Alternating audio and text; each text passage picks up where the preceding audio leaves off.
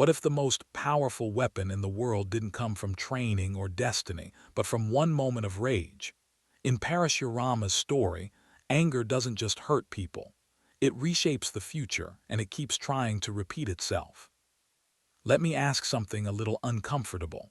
What do you do when you try to protect the world, but the world still breaks your heart? The story answers with a blade. Here's the strange part. His power doesn't start as destiny. It starts as anger, and then that anger becomes a force that lasts. In these old myths, sages aren't just quiet thinkers. They hold up order. They protect learning and keep discipline alive. One of those sages is Jamadagni. His life is built around spiritual practice, away from noise. It's the kind of space where the mind can settle and life feels held together. He has sons raised with respect for teachers and for the deeper meaning behind life. And in the middle of this family story is one name you should hold onto: Rama. Now we enter the warrior world. Rulers and warriors are supposed to protect and keep the realm stable, but power can tilt, and limits start to feel optional. So the trouble begins with a king who treats boundaries like they don't matter.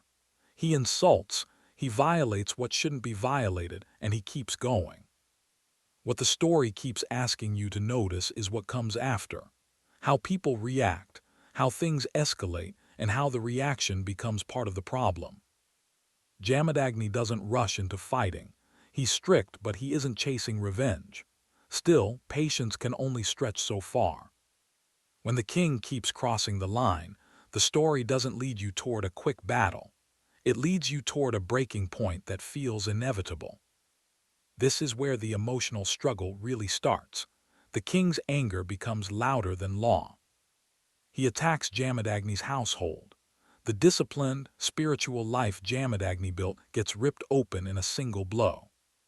And at the center of it is loss. Jamadagni's son is taken from him. Hold on for a second.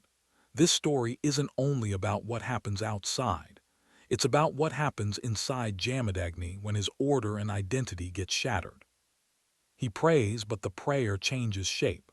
It turns into a curse, and the story makes that transformation feel heavy and real. The myth could have chosen healing, but it chooses consequences instead. Jamadagni declares what must happen, and because spiritual power is real in this world, forces begin to move. Before any axe shows up, the story makes one point. Power without self-control is still power, but it becomes unstable. So the curse doesn't stop with the first target. It lands on the next generation, and the shock spreads. Rama hears about it. He's given something that looks like destiny but feels like terror, because he's being told to carry out the curse. Think about what that means. He's being asked to violate what a father would want for a son's soul. The command forces a clash inside him. Here's the moral weight. Rama hesitates. He isn't a character with no conscience. He was raised in spiritual discipline, so he fights against the idea of becoming an instrument of violence. He has to choose what loyalty really means.